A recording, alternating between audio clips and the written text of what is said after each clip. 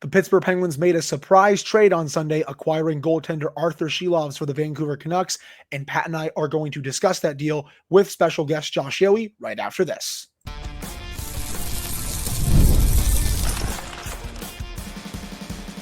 You're Locked On Penguins, your daily podcast on the Pittsburgh Penguins, part of the Locked On Podcast Network, your team every day. Hello and welcome back to another episode of the Locked On Penguins podcast. I am one of your hosts, Hunter Hodes. You can follow me on Twitter at Hunter Hodes, joined by my co-host, Patrick Dave. You can follow him on all social media platforms at Synonym for Wet. You can also follow the show's Twitter at LO_Penguins, and you can follow us on Instagram at LockedOn_Penguins. Of course, thank you all so much for making this your first listen/watch of the day. We are free and available on all platforms. And finally, today's episode is brought to you by FanDuel. Right now, new FanDuel customers can get $150 in bonus bets if your first $5 bet wins. Of course, we are also joined by a special guest today. The Athletic's Josh Yohe returns to Locked On Penguins to kick off the offseason slate here, Pat. We're down to 3 episodes a week. Remember, people, unless there's any breaking news that happens on Tuesday or Thursday this week, we will not be recording. Our goal for this week and up until training camp is episodes Monday, Wednesday, and Friday.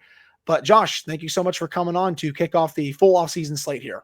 It's always a pleasure, gentlemen, and to be the first guest of the off-season slate. I don't know if that's a compliment or not, but I'm going to take it as a compliment because, honestly, the fans care about the off-season more than anything else right now. So hey, it's been pretty busy for the Penguins as well. And speaking of that, Pat and Josh, Penguins made a very surprise trade on Sunday, acquiring goaltender Arturs Silovs from the Vancouver Canucks in exchange for a 4th-round pick and forward Chase Stillman.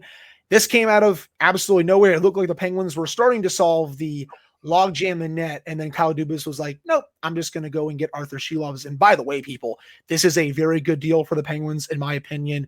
For some people that may not remember, Silovs was the Canucks starting goaltender a couple of seasons ago in the playoffs when the Canucks had that really good season under Rick Tocchet.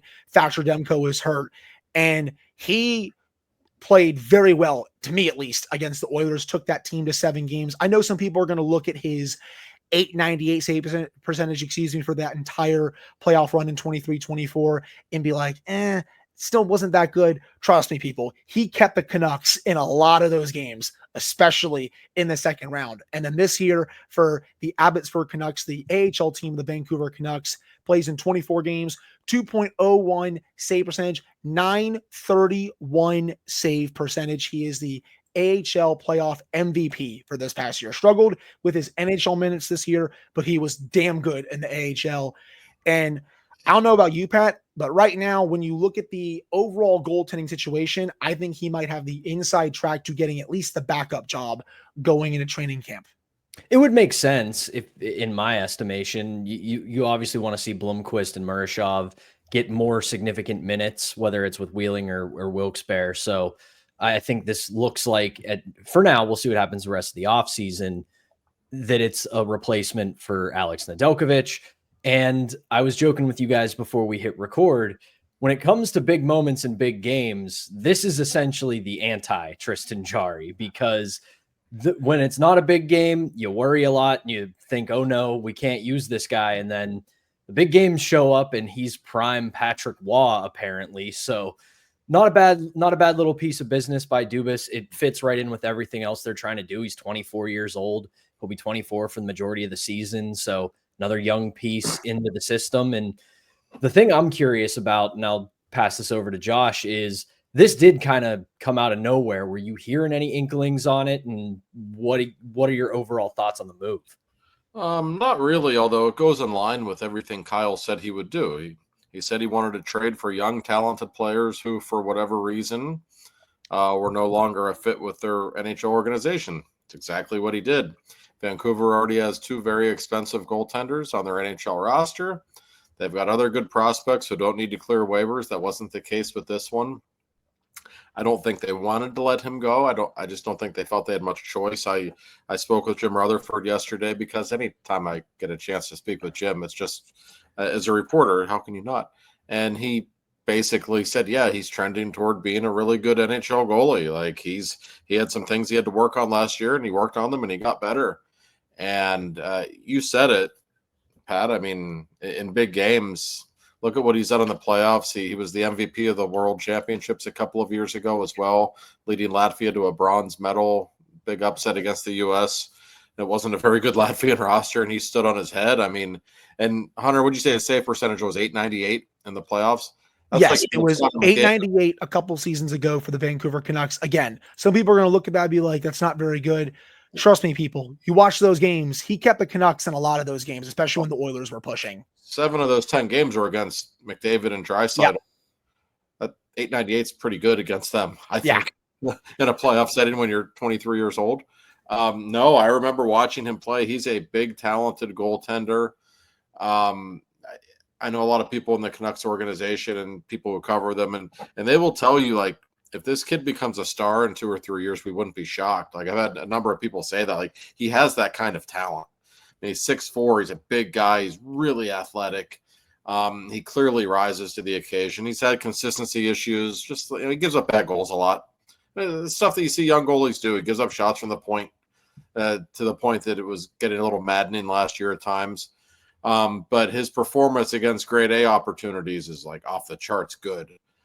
So if I'm the Penguins, like, it's a no-brainer. Why wouldn't you do this?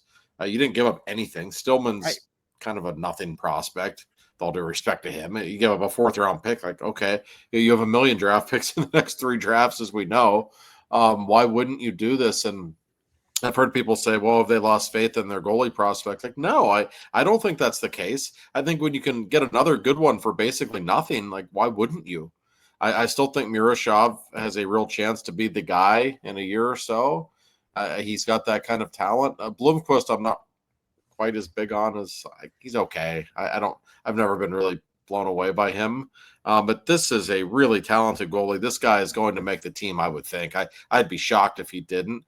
And listen, if he outplays Jari in the preseason, October 7th, Madison Square Garden, I don't know. It's in play. I don't think it's set in stone that Tristan's the number 1 guy by any stretch. Yeah, and I kind of want to build off of that with what you said, Josh. And obviously, this deal came out of nowhere. We weren't expecting this trade. It just kind of all popped in our inboxes and on our timelines yesterday out of the blue. And I know that it's going to be a difficult thing, but I got to give our audience this, and I got to give them what they want. When it comes to Tristan Jarry, we all know that if we could book him a first-class ticket to wherever that is not Pittsburgh, we would have our credit cards out and at the ready at the instant we could. But are you hearing anything about him and what's going on with him? Is there a possibility to move him? What's his status within the organization? Anything that you're hearing about Tristan Jarry? Well, I've been under the impression that he's probably going to be the guy to start the season. Who else is there? Now, maybe now there is somebody else, but until yesterday, like, I just don't think they want Miroshov in the NHL this season. I think they know their blue line is awful and they're going to give up a ton of goals. And he's only 21, and I don't think they want to expose him to that quite yet. I think they want him to have a full season in Wilkes-Barre. Blomqvist might end up being an okay NHL goalie, but boy, he sure looked out of place his last few NHL games. I mean, he really did not look good at all. They were done with Jarry. When they sent him to the minors, like, that was it. Like, they completely had written him off, I believe. And I still think if there is a taker out there, they will trade him. I believe that pretty strongly. I always have. To my knowledge, there hasn't been one yet. So I think it's likely he's on the team when the season starts. And if you want the Penguins to get rid of Tristan Jarry, just keep cheering for him to play well. The better he plays, the more of a chance there is that they could move him at some point. Teams are so desperate for goaltending that, as the years go on and his contract gets shorter and shorter on the back end, like, there's a greater chance that somebody will take him. But I haven't heard that anyone is. I know everybody wants Bryan Rust and Rickard Rakell. I think there are some teams that are interested in Karlsson, Jarry. I'm not so sure.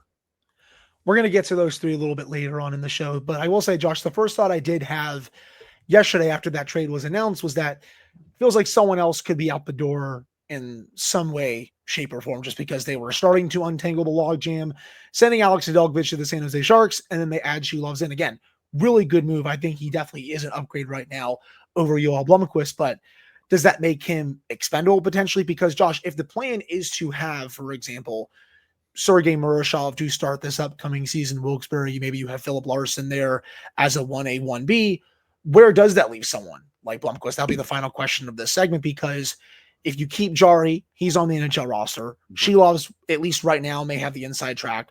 Where does that leave Yohe Blomqvist with the organization? Well, that's a great question, but maybe it comes down to this. Maybe Silovs and Jari are the guys to start the season in Pittsburgh, and maybe they tell Blomqvist and Murashov, we're sending you both to Wilkes-Barre. You're each getting the net 50% of the time and turn it into a competition. And may the best man win. Maybe it's that simple. I don't know. I don't know that Blomqvist has fallen out of favor. They're still intrigued by him. And it's not some lock that Murashov's going to show up and be Patrick Waugh. Like, he's got talent. He's the goalie in the organization with the momentum, and he's the youngest. And so he has all those things going for him. And we're all, I think, really intrigued to see him in September in training camp, no doubt. But Blomqvist, they still like him. I think what happened with Blomqvist was he had a few good games in October last year, and the fan base was just salivating for anything good, and probably elevated this kid a little more than what he was. He did have a couple really good games in Toronto and Edmonton. He played great, but he really came back down to earth after that. So I just think it's an open competition, and I think may the best young goalie win. And there's nothing wrong with adding another good young one. And that's basically what they did. I think that's just smart business.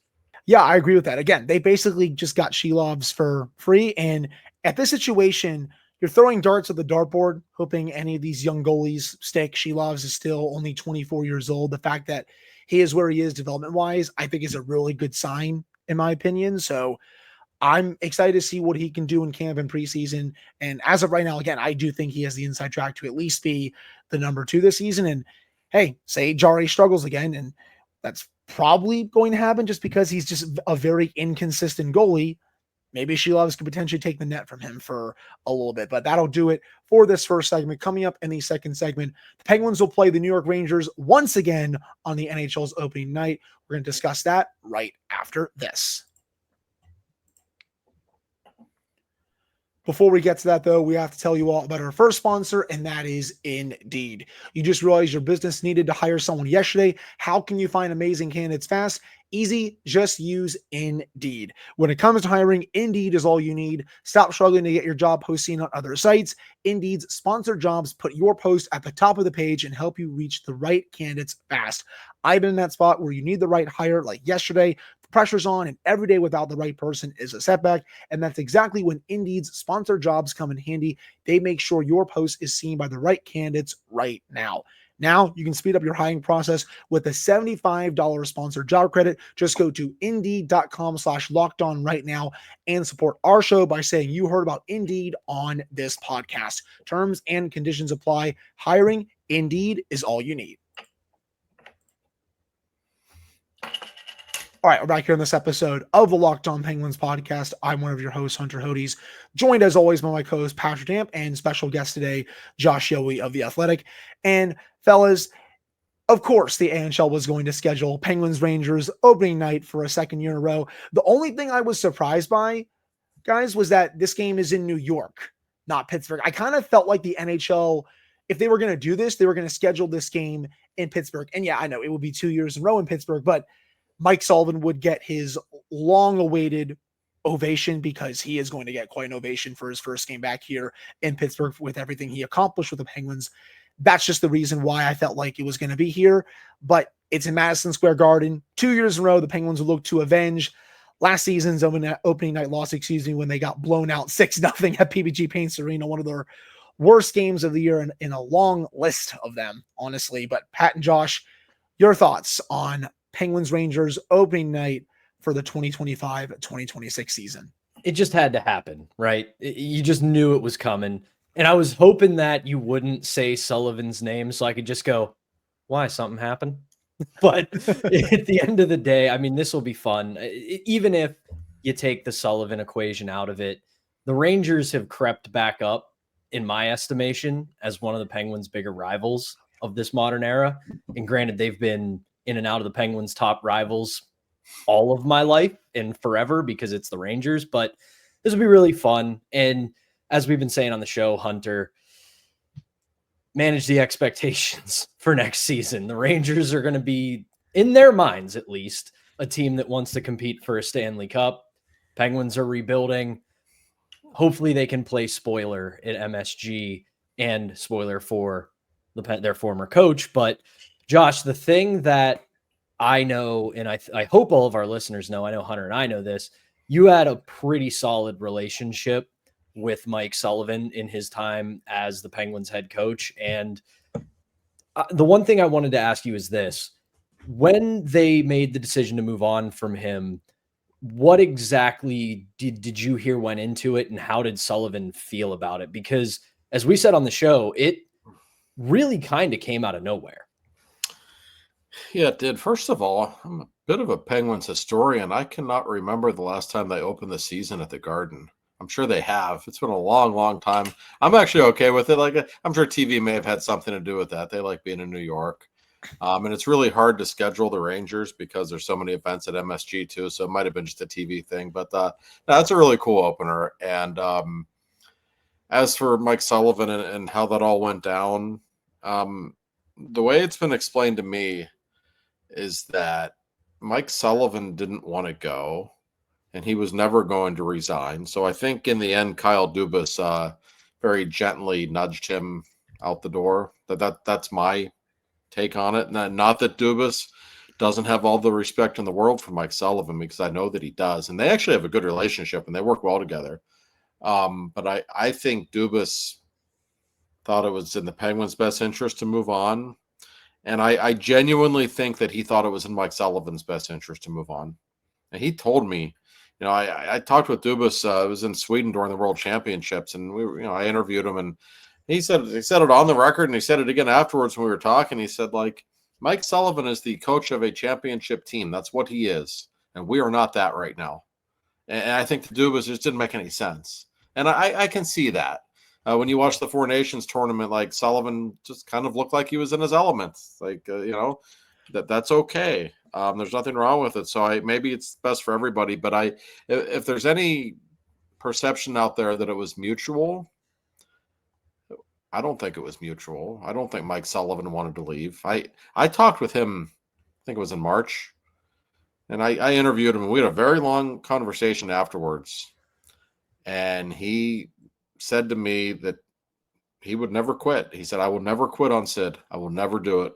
Like, I want to be here until we get good again. And I believe him. I really think that was more Kyle politely forcing him out than it was a mutual agreement. Yeah, and I want to say real quick, Hunter, I kind of come down more on Dubas's side. And that's Hunter knows this. Our audience knows this. I am a dyed-in-the-wool Mike Sullivan guy. Like, Hunter would come on here and it's like, they got to get rid of him. They got to get rid of him. I was like, no, they don't, Hunter. Please stop. But, like, I think Dubas's logic is correct. Mike Sullivan wants to win right now at this moment. He wants to win a championship. And he just doesn't seem like a guy who's going to operate well in a rebuild. And that is unfortunately where the Penguins have to be. And it felt like it was time. So it sucks for me because I really still like Sullivan as a coach. I like Kyle Dubas as a manager, but it just felt like wrong place, wrong time for them at this moment. But sorry, Hunter, I didn't mean to interrupt you on that one. No, you're good. I totally messed up that you were going to talk there, so I apologize on that. But no, my point was that Kyle Dubas kind of said during one of his media pressers that you don't really see too many coaches, stick around for that whole rebuild and then, be there once they get good again, just because that's just usually not how a lot of tenures work in the NHL. I mean, Mike Sullivan had been here for a decade at this point, so he kind of hinted that, yeah, you usually don't see coaches stay here that long, go through a rebuild, and then still be the coach once that team becomes good again. So I think he kind of just felt like the time was right. And hey, I kept saying it on the pod all the time, man. It felt like the time was right, especially during a lot of these ugly losses this past season, where to me, at least, it looked like the team had quit on him, which I had really never seen before, to be honest. But again, opening night, Penguins Rangers 25-26 season, going to be October 7th. Going to be a lot of fun. That's one part of a triple header that day. Then remember, the rest of the schedule, people, will be announced on Wednesday. Josh, do you have anything else to add about schedule, Penguins Rangers opening night before we head to the final segment and discuss the three players who have not been traded, but I know a lot of the fans want them to be traded before the start of the season? Yeah, the schedule's coming out Wednesday at 1 o'clock, I believe. So that's always an exciting day where we can all plan the next 6 months of our lives.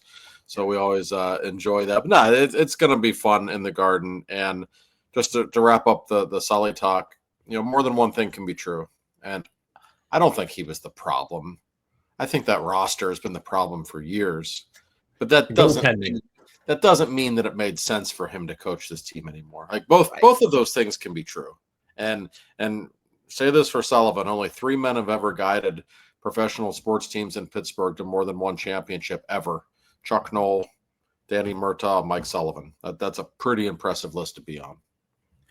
I will still argue that in terms of the coaches that this franchise has had, I think he is the best coach in franchise history. People will say Badger Bob, and I think that is obviously a tremendous choice. 1A, 1B to some people. I would put Sullivan in the 1A and Badger Bob at 1B. But again, that is strictly my opinion. If you want to have Badger Bob in that one spot, have Sullivan right after that, be my guest, because I think that's also a totally valid take as well. Pat, do you have anything else to add? All good here. I'm looking forward to the season. And the other thing I'm looking forward to, this isn't a tease to it's a tease to something that I know we get every year. It's one of my favorite things to read from you, Josh. The Penguins fan travel guide. Always. It's that one little appetizer where I'm like, oh, hockey season. Tell you something. It's coming on Thursday, and I still have to write the bulk of it. And I'm going to be a little sleepy the next couple nights.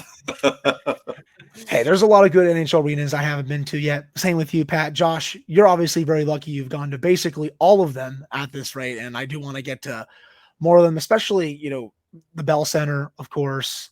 I want to get out to Vancouver, see the arena out there. I know it looks really nice inside. Those are just a couple that I want to take a look at, but that would do it for this second segment. Coming up to end the show, we're going to discuss Rickard Rakell, Bryan Rust, and Erik Karlsson. Will they get moved this offseason or not? We're going to get Josh's thoughts on that right after this. Before we get to that, though, we have to tell you all about our final sponsor, and that is FanDuel. Summer sports are in full swing, and whether you are all about baseball under the lights, golf on the green, or high-stakes soccer action, FanDuel is the best way to make every game even more exciting. You're already following the action. Why not make it a little more thrilling? With FanDuel, you can get in on the game while your friends are getting sunburned on the beach. I've been using FanDuel to track my favorite matchups, and the app keeps it fresh with new daily promotions and fun ways to bet. It's easy to use, fast to pay out, and makes even regular season games feel like must-watch events. New to FanDuel, new customers can bet just $5 and get $150 in bonus bets if your first bet wins. Open the FanDuel app today or visit FanDuel.com to get started. All right, we're back here on this episode of the Locked On Penguins podcast. I'm one of your hosts, Hunter Hodes, joined by my co-host, Patrick Amp, and special guest, Josh Yohe of The Athletic. Josh, I think it's the question that everyone wants an answer to. We are sitting here shortly after 3 p.m. Eastern time on July 14th. As of right now, Bryan Rust, Rickard Rakell, and Erik Karlsson are all on the Penguins roster. Penguins are kind of the only seller on the market right now, the team that everyone keeps saying doesn't really want to improve going into next season. I think all of their recent moves, at least free agency wise, would sort of indicate that. When you look at the players they've signed, the term that they've handed out, these are very much short-term moves to at least put some bodies in the lineup for next season. Rakell, a lot of teams have called on him. Bryan Rust, Josh, you reported that as well. Erik Karlsson, as it stands right now, do you think all three will be on the roster come October, or do you think at least one of them gets moved? I would guess one of them will be moved, maybe two. I was told, I think it's the 4th of July, right around the 4th of July, give or take, when Carolina signed Ehlers. I was told by somebody I trust very much that if that deal didn't go down, that the Penguins were plan B for Carolina, and that either Rust or Rakell was one of the two, or I'm sure they wanted both. One of the two was who they were focusing on. So I know Kyle's phone rings nonstop. People wanting both of those guys, especially Bryan Rust. Championship teams or teams with championship aspirations really covet him, and why not? Of course they do. So the question becomes, what is the ultimate asking price? What's enough for Kyle to pull the trigger? I don't think he wants to trade either guy. It's not like it's a fun thing for him to do this, especially with Rust, who is really a beloved Penguin and a very popular guy in that locker room. And you're going to have a very unhappy captain if you trade him. We all know that. So it's going to have to be a huge return. But that said, between he and Rakell, I think one of them is going to go before the deadline for sure. And I think there's a good chance it happens this summer. And Erik Karlsson, I think there's a better than 50-50 chance he goes before the season. I have heard that there are some teams interested. I think the Penguins would have to retain salary, but I think they'd be willing to do so. I just kind of think they're ready to move on from him. And Matt Dumba has nothing in common with Erik Karlsson as a hockey player, but he is a right-handed guy who can at least play some minutes. I think that's one of the reasons they made that deal. If indeed Karlsson goes, he needs somebody to play on the right side to hog up some minutes, and he can't be playing Crystal Tang 30 minutes a night anymore. I think we saw that pretty clearly last season. For sure. And the Rust part of it, I look at that to kind of keep the theme of the episode rolling here, is that it's very similar, in my opinion, to Mike Sullivan, where I don't think there's any harm in holding on to him. He wants to be a Penguin. He's a great Penguin. Hunter and I both agree that if it weren't for the big three, there would be an A on his sweater every night, because he is a no-nonsense, hardworking guy. I agree with that too. But you look at the landscape of the Penguins and you want to get better. You want to increase the young talent. You want to get better pieces. You want to stack the deck in your favor to get those young pieces. And if there's a player to do it, it's Bryan Rust. And the same thing goes for Rickard Rakell, where you look at his numbers this year, you look at how well he did. I think he'll be similar this year, but if I'm playing EA Sports NHL, I see a guy at his highest value and I should probably get something for him. But at the end of the day, the Karlsson one is interesting to me, because I think the three of us have had this conversation before, is that I think he's both been disappointing for the Penguins, but also a victim of pretty unrealistic expectations, as well as a team that didn't really need him considering where they were. So if they were to move him, Josh, the only East team I can see in my brain right now that he could go to would be Ottawa. Is there anywhere else you could see him fitting in? Everything about Erik Karlsson is interesting to me. First of all, I just view him as a worthy experiment that just didn't work. I love watching him play. I appreciate his talent. I love the guy. He's not what the Penguins need. That's very clear. Ottawa does kind of make sense, and they obviously know what they're getting with him. Detroit's an interesting team. You keep hearing the Red Wings popping up, and I seem to recollect the last couple of years Karlsson having a lot of really good games against the Red Wings. So maybe they have a different perception of him. I don't know. That's the only other team. Like, I know Toronto was out there. There was a rumor. I don't think that makes. And if I have one more, I've had so many people tell me, how about Florida? Why the hell would Florida want Erik Karlsson? Like, look at how they play. Look at their cap situation, by the way. That too. But I mean, why would a team that plays like Florida? Like, people are saying, well, maybe Gino will go sign with Florida when his contract's up. Really? Think the Florida Panthers want 40-year-old Evgeny Malkin? Like, really? Like, I don't think so. Sorry. It's just the way it is. Sorry, I'm going on a tangent here, but Karlsson, he's going to go, I think. The Penguins will have to retain some of the salary, but I can tell you this from people I've talked with around the league. The way he performed in the Four Nations changed everything for general managers. They saw him play, and it was like, that's Erik Karlsson. He's still really good. He may have been Sweden's best player in that tournament. And everybody saw it. We all saw it. And so because of that, I think he's more movable than you might think. I don't know how much the Penguins could get in return for him. And if you're Kyle, if you don't get a lot in return for him, I guess you have to ask yourself, is it worth it to trade him? He still does some good things. Did you just want to give him away? Like Jarry, yeah. Like Ryan Graves, hell yeah.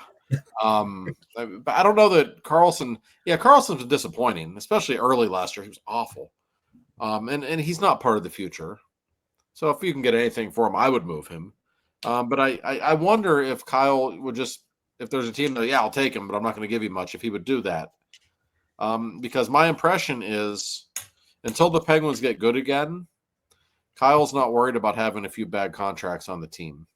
He doesn't just want to get rid of people for the hell of it. He doesn't want to buy people out. Basically, if we're going to stink this year, okay, we'll have some bad contracts. What's the big deal? So I'm curious, but I still think there's enough interest in Karlsson. They might get something for him, and I could see it happening. So in other words, teams that are interested in these three players pay up or we're not doing it. Like, I think that's basically what it is right now, Josh. Like, they're kind of saying, we're not just going to give these players away for pennies on the dollar. If you want any of these three guys, we're willing to trade them. You just need to pay up and agree to our terms, because again, the Penguins feels like they're really the only big true seller out there. I mean, they're in rebuild mode. Everyone knows that. These players available. I'm sure they have other players available, of course, as well. Some put forwards a bit down in the lineup. Obviously, you mentioned it, Josh. Ryan Graves, Tristan Jarry, they'll sell them for anything they can get. But for these three players that we're really focused on, not even just today, just feels like they really have to pay up. And you said about Erik Karlsson at the Four Nations, that's what happens when I think he's coached a bit better by Sweden's coaching staff, and B, he gets a good partner with him. Someone like a Matthias Ekholm. That is the perfect partner for him. Someone that is really good in his own zone, great defensively, can break the puck out, can take some pressure off of Karlsson. Like, that's literally the perfect partner for him. So I think those are the two reasons why he played so well at the Four Nations. No, that's a good point. And look at the Penguins' blue line. He's not going to have a good partner this season. No. Sorry, I like Owen Pickering too. There's not much there. I like Ryan Shea too. Nice kid. He's an okay number 6 defenseman, but it's what he is. Matt Grzelcyk didn't do him any favors at the end of last year. They were awful.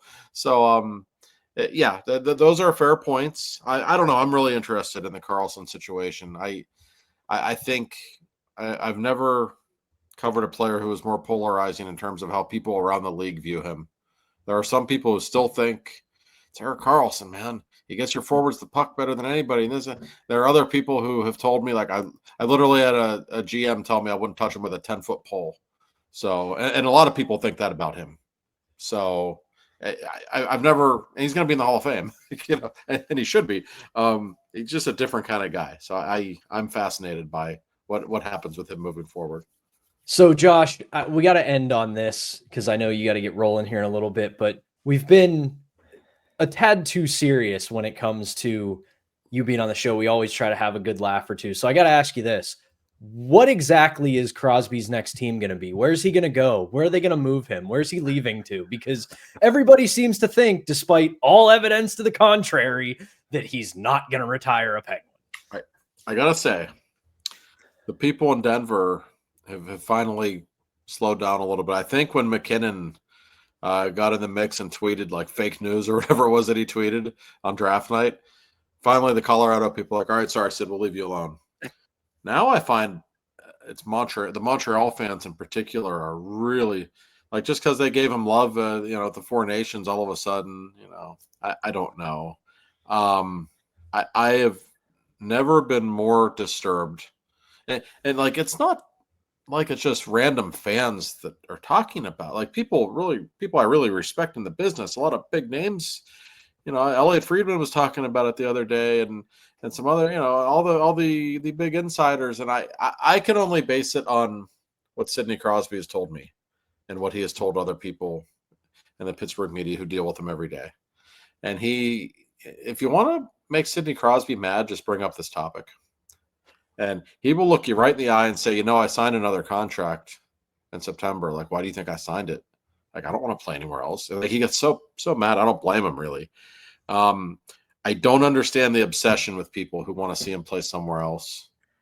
It's fan bases in teams that haven't even had a modicum of the success the Penguins have had with his career. So tell that to Adam Wild of SDPN, who just keeps bringing it up for whatever reason. And then he got cooked in the comments, by the way. You sent me that. I wasn't going to name names, but apparently you were. So, but I like, here's the thing I'll say to give these people at least a little bit of a benefit of the doubt. If this was a guy who won one Stanley Cup, one hit wonder, been up and down with the franchise for 16, 17 years, I'd totally get it. You want to have him go out on a swan song, but makes the playoffs 15 straight years, wins 3 Stanley Cups, goes to the conference final 5 times, goes to the finals 4 times. He's done his part for the league. They don't need to put him on any higher of a pedestal. He's already at the top. Yeah. I mean, did you see the thing? I think somebody posted it on Facebook a couple of weeks ago that like Sid was at the hardware store in Beaver County the other day. Like, he goes to the hardware store in Beaver County. He's one of us. Like, he just is. Like he's literally lived more than half of his life in Pittsburgh at this point. Yep. And to me, I'm from here. I cover the Penguins. I'm sure I'm a little biased, but I have said to people, and I've written this, and I believe this. Like, what's a better story? Sid goes to Montreal and wins a cup, or Sid goes to Colorado and wins a cup with an all-star team, or Sid struggles through these years where the Penguins stink, and at the end of his career, they get good again, maybe 3-4 years from now, and he makes one last run with a new. I think that's a better story. I think that's a more admirable story in many ways, and I think that's probably how it will go down. I don't think he's going to go anywhere because he doesn't want to, and he's earned the right to finish his career wherever and whenever he would like. That'll be the only 3 to 4 minutes that we spend on that topic the entire offseason, because I just don't want to talk about that hogwash anymore. That's what it is, gentlemen. It's just a bunch of hogwash. And by the way, Pat, because we are fact checking, 16 straight seasons, by the way. How dare you? 16, you're right. Shame on you for that. I don't count the 2019 sweep against the Islanders because that's barely making it. So we'll just say 15. Hey, 16 though, but I get your point about that. Last thing though, this will be a little bit of a tease for Wednesday's episode though, Pat.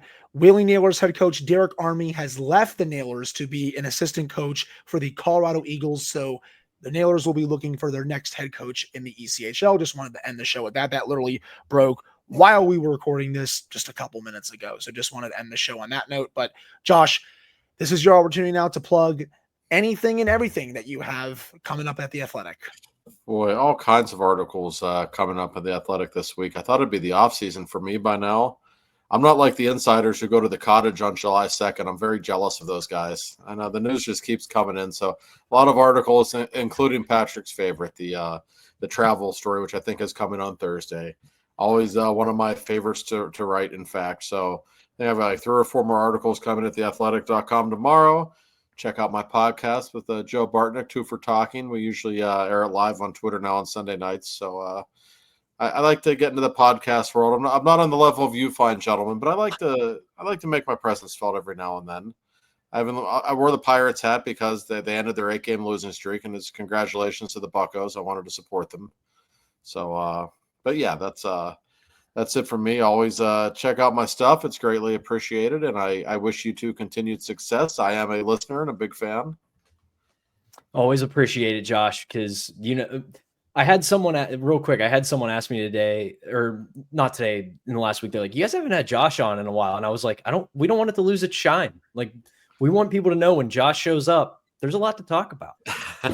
We'll definitely do another one with him probably right before the season starts in October. Maybe do a little season preview, something like that. But Josh, thanks as always for coming on. We appreciate you. And as for everyone else out there, remember, we will be back on Wednesday. No episode on Tuesday unless Kyle Dubas decides to make another trade or something like that. But we will talk to you all again on Wednesday. Thank you guys so much for tuning in. We all appreciate it.